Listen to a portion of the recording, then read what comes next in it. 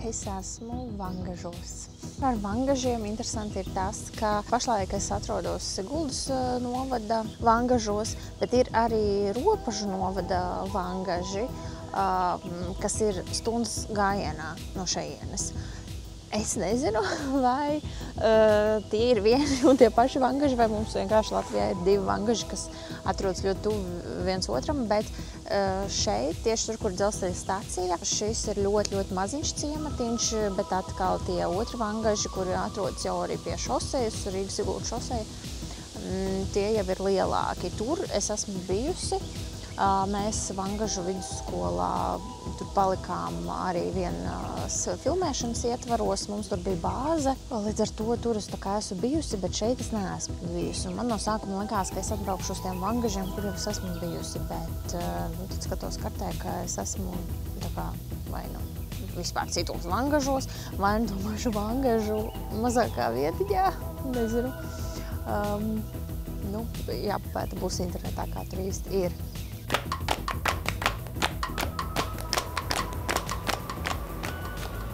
Tā, vēl ir tas, ka man ir šeit 2 stundas laika, jo nākošais vilciens ies tikai pēc 2 stundām.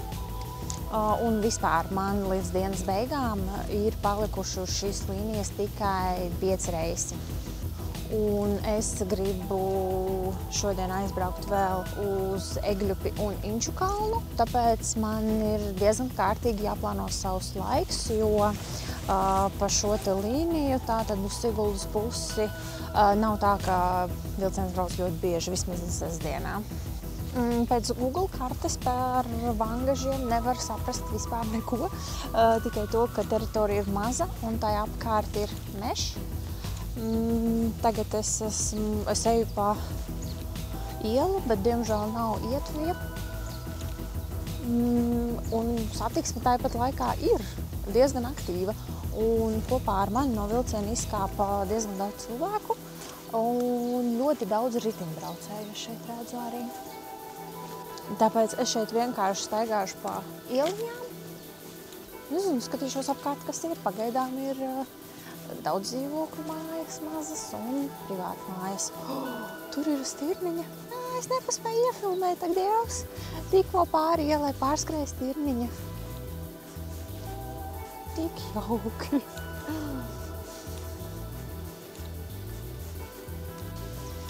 Es šokā mani pārsteidz tā stirniņa. Bet, es vienkārši staigāšu šeit pa ieliņām un skatīsies, kā būs, kur tajā pusē izskatās, ka vienkārši man ir mešs, diezgan dziļš mešs, un ja jau šeit ir arī savvaļas dzīvnieki, tad jau tā arī būs.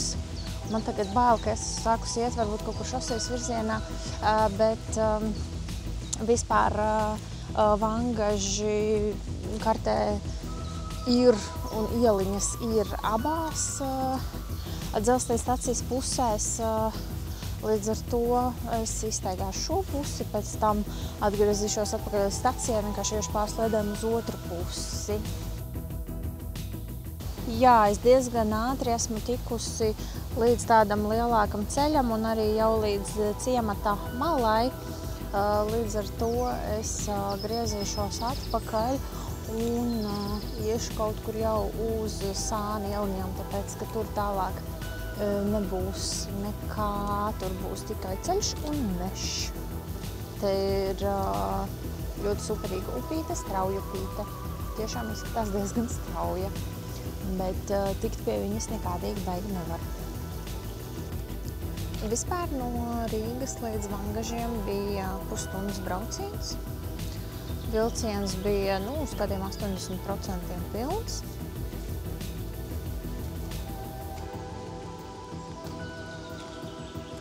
Un braucu es ar dīzeli.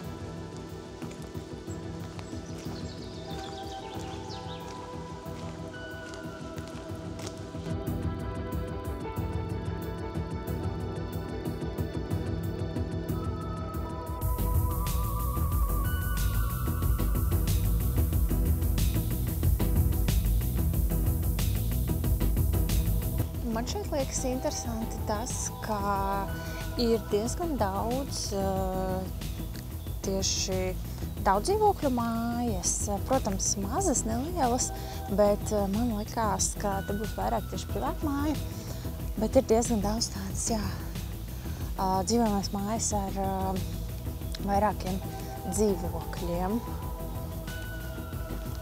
Tāpat arī diezgan daudz es skatos, ka tiek būvēts, un tātad tas ir pozitīvi, jo vangaži tad, manuprāt, neizmirst, bet paliek populāri. Protams, ka Rīgas tuvums, noteikti tas ir faktors, bet jebkurā gadījumā pozitīvi, tāpēc, ka ciematiņš ir maziņš, vienā pusē sliedēm ir kādas 5 laikam ieliņas, un otrā pusē sliedēm, bišķiņ vairāk.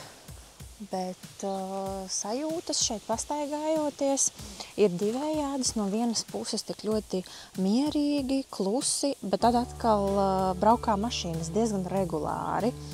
Un tad tu 5 minūtes esi tādā mierā un klusumā, tiešām meža ieskauts, bet tad atkal brauc mašīna vai, protams, ka ir kāds cilvēks pagalmā, vai brauc ar moci vai ar ričukiem.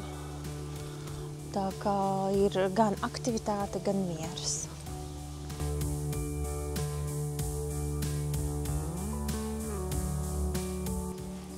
Vispār grūti ir salīdzināt šo vietu ar kaut kādu citu ciemu, ko es esmu redzējusi, bet man šī vieta ļoti atgādina kādu mazu piejūras ciematu.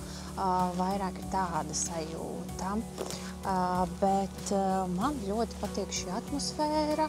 Man tā kaut kā liekas, ka šeit ir arī tāda vēsture kaut kāda. Es viņu, protams, nezinu, bet man šķiet, ka viņa šeit ir klātesoša. Arī liekas, ka šī vieta ir tāda ļoti latviska. Un man patīk. Es pat esmu aizmirsusi, ka man gribās ēst un ka es neesmu dzērs kafiju. Man tiešām gribās izstaigāt pilnīgi katru ieliņu. Un man sen tā nav bijis. Te ir arī visām mājām nosaukumi, nevis ielu nosaukums un numurs, kas atkal arī ir tāds, man liekas, Latvijai raksturīgs šarms.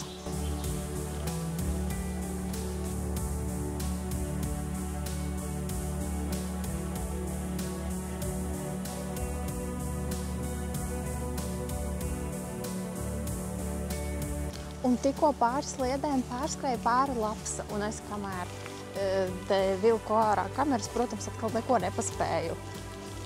Forši. Man patīk. Man patīk, ka te ir tāda daba un savvaļas dzīvnieki. Esmu pāri sliedēm otrā pusē. Un te, tur varēja iet, protams, vai nu pa labi vai pa kreisi. Es izvēlējos, cim redzot to virzienu, kur ir jāiet pa meža taciņu, bet iepriekš es jau redzēju, ka cilvēki gāja arī uz šo pusi un no šejienes bija atnākuši. Tāpēc pieņem, ka es kaut kur nokļūšu. Un nav brīnums, ka šeit savvaļas dzīvnieki skraida, jo šeit visur, kur ir meža zonas, mežs izskatās pavisam tāds neskarts.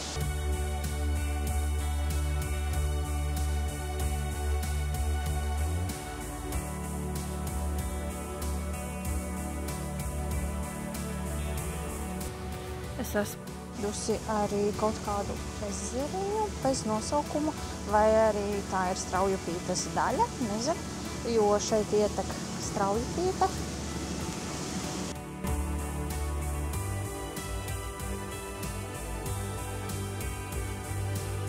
Izskatās, ka šajā pusē vairs nekas interesants nebūs, jo ir tikai mazas ieliņas ar privātmājām, tad ir arī kaut kādas nožokotas teritorijas, kur vispār nevar iet, un ir arī viens ražošanas uzņēmums.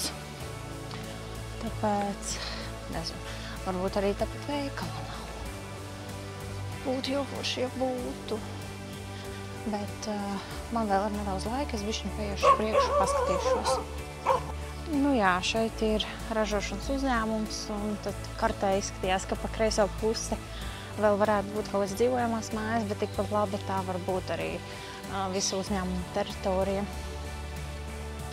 Domāju, man nav vērts iet uz to pusi. Es iešu atpakaļ uz vilcienu.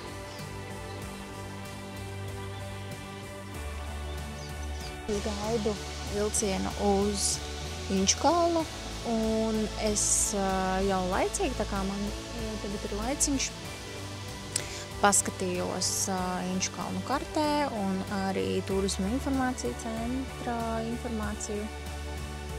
Un izskatās, ka Inčukalns ir ļoti interesants un tur ir daudz ko redzēt, kā arī tur ir vismaz 2 kafejnīcas. Brauciens man ir 8 minūtes, un es jau nevaru sagaidīt, kad es būšu jau nākamajā pieturā.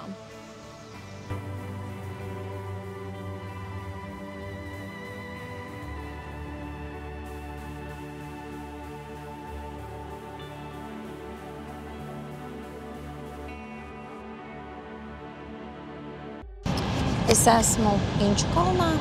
Un izrādās, ka pirmā kafejnīca ir pašā stacijā. Un es uzreiz iegāju pie viņiem paprasīt kafiju, bet izrādās, ka viņiem pagaidām ir tikai melna kafija. Nu, tad es iešu uz nākošo kafejnīcu, kur ir tikai 3 minūšu attālumā. Plus man izskatās, ka nāk kaut kāds lietus mākonis. Un tāpēc būtu arī ļoti labi paslēpties tagad pagaidām. Bet izskatās, ka viņš ir tāds neliels, nolīs un aizies prom. Tāpēc ļoti gribās tagad aiziet paslēpties uz kādu momentu.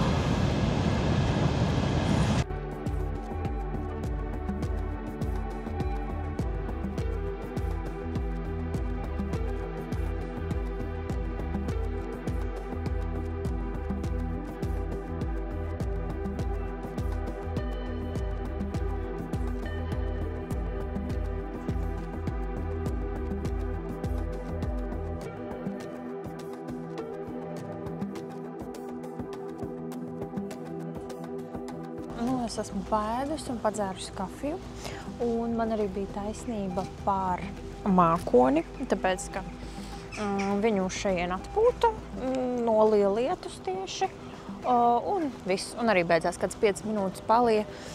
Es pat nepaspēju paēst, ka lietus jau bija beidzies. Un tagad varu iet pētīt pilsētiņu. Un uzreiz varu pateikt, ka Inčukalnā ļoti forši ir tas, ka visa aktivitāte ir tieši pie stacijas. Uzreiz visas kafejnīcas, veikali, tur pasts, kur pastā ir kaut kāds izstādes un pasākumi notiek, un vēl visās dažādas vietas, un parks, labi iekārtots bērnu laukums. Viss ir tieši pie stacijas.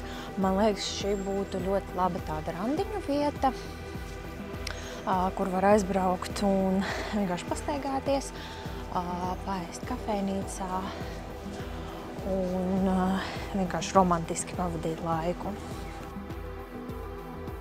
Par Krodziņu man arī vispār ir vairāk smieklīgs stāsts. Tas nebija tik ilgi, bet ļoti notikuma bagāti viss bija.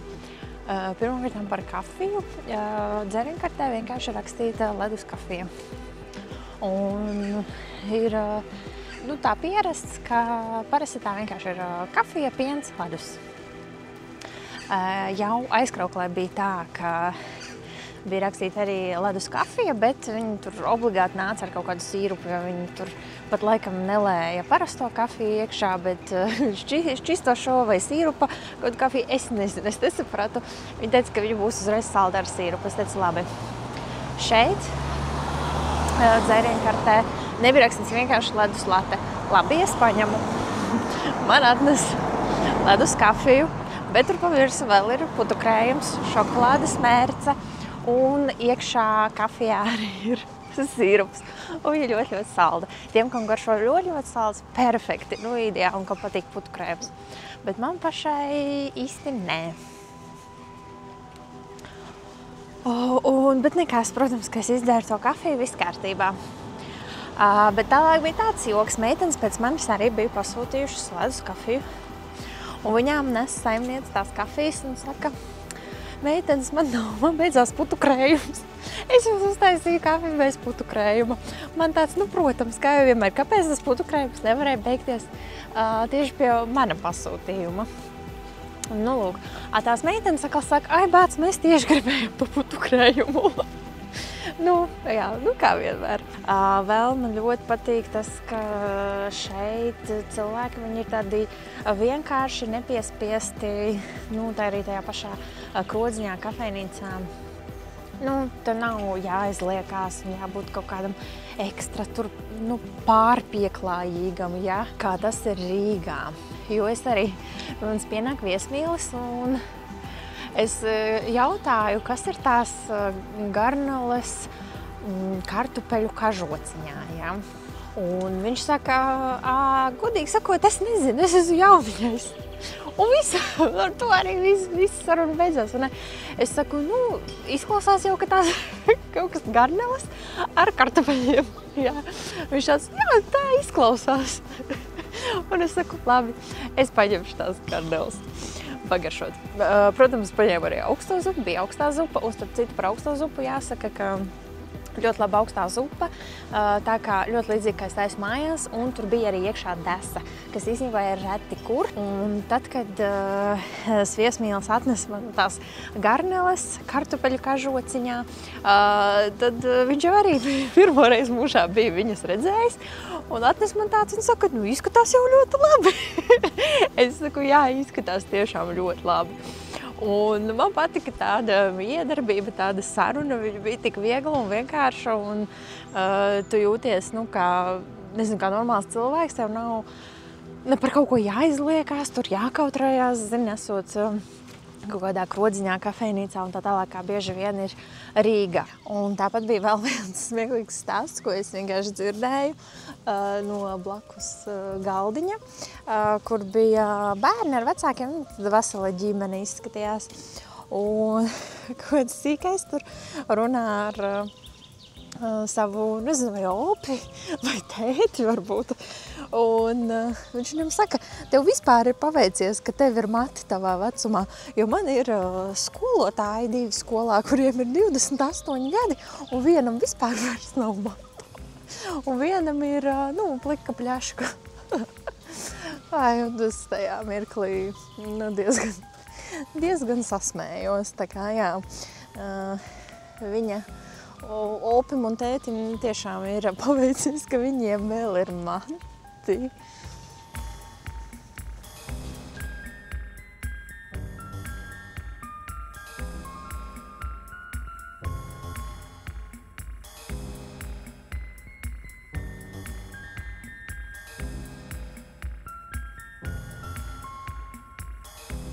Tā, es diezgan ātri atnācu līdz jau pilsētas vienai malai.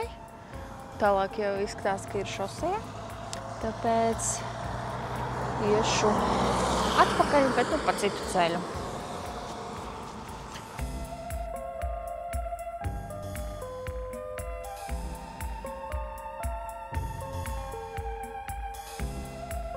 Jā, arī Inčukalnā tāpat kā Vangažos. Ļoti superīgas šīs mazās ieliņas, mierīgas, te ir Priežu mežs un atkal ļoti atgādina pie jūras kaut kādas mazās pilsētiņas vai ciematiņus. Tieši tās priedes un svaigais gaiss ļoti forši. Un arī līdzīgi Vangažiem, te ir gan privātmājas, gan daudzdzīvokļu mājas, un tiek celtas jaunas mājas. Un vienīgi, ka šeit jau ir daudz lielāks ciemats, daudz vairāk cilvēku, ir baigā aktivitāte. Bet, protams, noejot šeit bišķiņ tālāk maliņā, vairāk uz dzīvojamo rajonu, ir ļoti, ļoti mierīgi. Nedaudz pat atgādina jūrmalu. Tiešām liekas, ka tepat aiz tām priedēm kaut kur būs jūra. Atkal ir sācies lietus, bet šoreiz tikai snidzina. Es esmu aizgājusi līdz vēl citai Inču kalna malai. Jau praktiski pie meža esmu. Un pa visu šo ceļu ir tikai un vienīgi privāta mājas. Tad visa aktivitāte un kaut kādi apskates objekti tieši ir stacijas tūmā. Tālāk jau ir tikai dzīvojamais rajons. Šeit daudz retāk brauc mašīnas, daudz retāk nekā Vangažos, lai gan pilsētiņa ir lielāka, un tāpēc šeit pastaigas ir vēl mierīgākas. Tāpēc, ja gribās izstaigāties pa tādu civilizētu, apdzīvotu vietu, bet ļoti mierīgu, klusu, tad šī ir lieliska vieta tam. Un te ir parki un tādi kā meža parki un taciņas izveidotas, tā kā ieliņas foršas. Protams, šeit pieņemsim nav ietvju, bet mašīnas brauc tik reti, ka tas vispār īsti netraucē.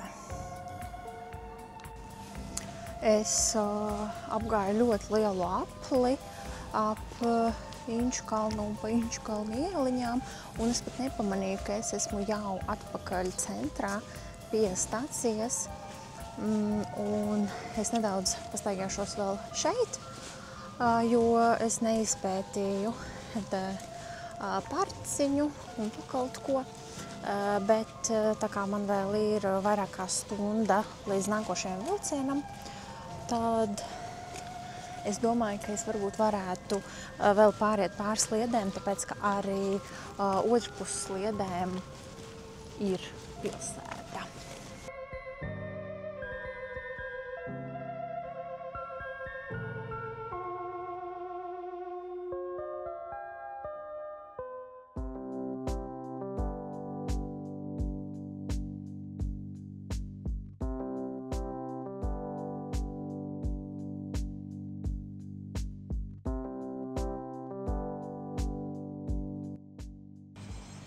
Es esmu pārgājusi pāri sliedēm uz otru Inču kalna pusi. Tikmēr es paspēju nedaudz papētīt vilcienu sarakstu, un izrādās, ka iepriekš es viņu biju ļoti slikti papētījusi. Tāpēc, kā sanāk, ka tagad es varēšu aizbraukt uz Egļupi tikai uz pusstundu, jo izrādās, ka Egļupe ir viena no tām stacijām, kur vilciens nepiestāja vienmēr. Inču kalnā vilciens piestāja biežāk. Vajadzēja vispirms braukt uz Egļupi un tad uz Inču kalnu. Egļupa neizskatās tik liela. Protams, pusstunda ir par maz, lai izstaigātu, bet vismaz es tur būšu un paskatīšos kaut ko, jo pēc tam vilciens iet tikai pēc 10 vakarā, un tad tas nozīmē, ka man tur būs jāpavada 3 stundas, un 3 stundas man gan tur nebūs ko darīt. Ja būtu papētījusi iepriekš uzmanīgāk, tad tomēr būtu pamainījusi. Vispirms braukusi uz Egļupi un Inču kalnu atstājusi kā pēdējo, jo tad ir vairāk vilcienu. Bet, jā, kā ir, tā ir. Nākošais būs jābūt vēl uzmanīgākai. Tomēr piemirstu par mazākiem ciematiem, ka tomēr tas vilciens nepiestāja tur vienmēr. Tāpat kā man ar Muldakmeni sanāca. Jeb nesanāca, tāpēc, ka uz Muldakmeni es netiku pagājušreiz. Tā, un es esmu diezgan ātri nonākusi arī jau līdz ciemata malai, jau šeit beidz, un šajā pusē vispār ir tikai privātmājas un kaut kādi uzņēmumi. Vismaz kartēs redzu tos uzņēmumus, līdz ar to, jā, šeit vairs nav tik interesanti un aktīvi kā otrā sliežu pusē.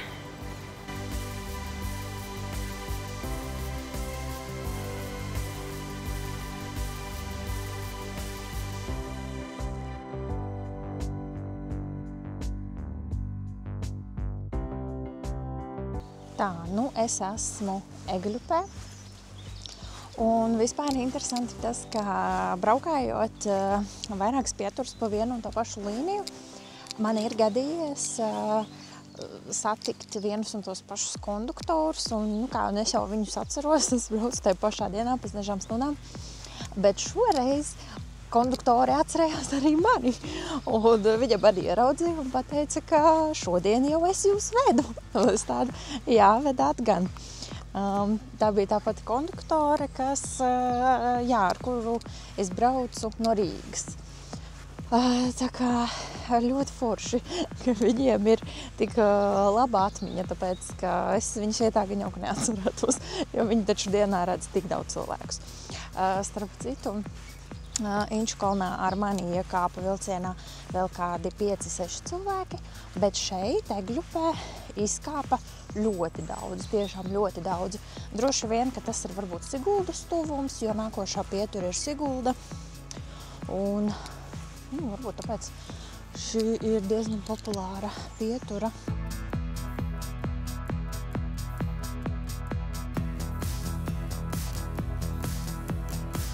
Šī te ēka, vai pietura, drīzāk tā viņu varētu nosaukt, ir ļoti gleznainā vietā starp Priežu mežiem, bet tāpat laikā arī tādā diezgan nekurienē. Bet tas arī varbūt arī ir tas īpatnējais. Diemžēl man ir tagad palikušas kādas 20 minūtes laika. Es nezinu, cik tālu es varēšu izstaigāt. Noteikti ļoti maz, tāpēc ka Egļupe īstenībā izskatās diezgan liela. Un kartē es redzēju, ka ir arī veikals un kafejnīca.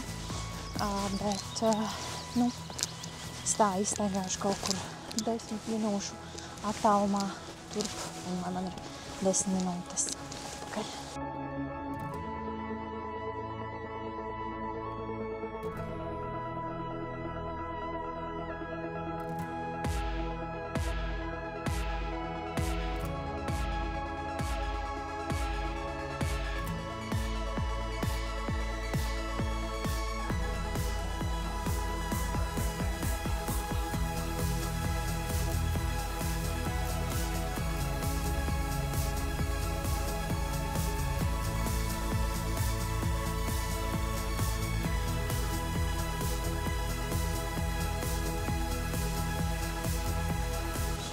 Un atkal sākās lietus, kā man arī rādījās, ka 7 sāksies lietus, tā arī ir.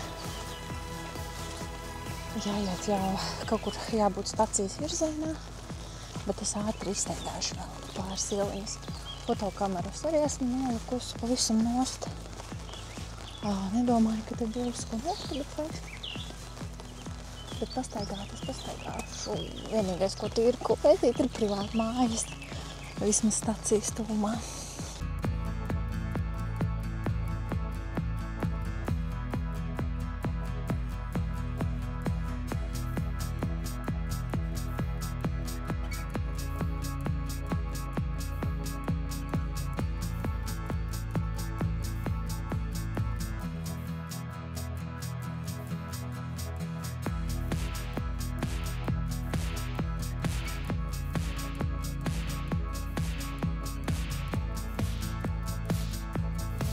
Un es esmu atpakaļ stacijā, un tagad braukšu tad atpakaļ uz Rīgu.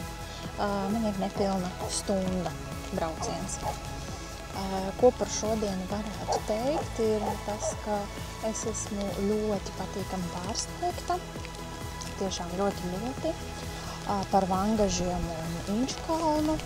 Man bija tik brīnišķīga pastaiga, svaigs gaiss, daba, zaļumi, Priežu meži un ļoti labs izbrauciens. Es tiešām labi pavadīju laiku, man bija ļoti interesanti un šīm vietām mierīgi var braukt tādā dienas izbraucienā. Iesaku ļoti. Man ļoti patika šīs vietas.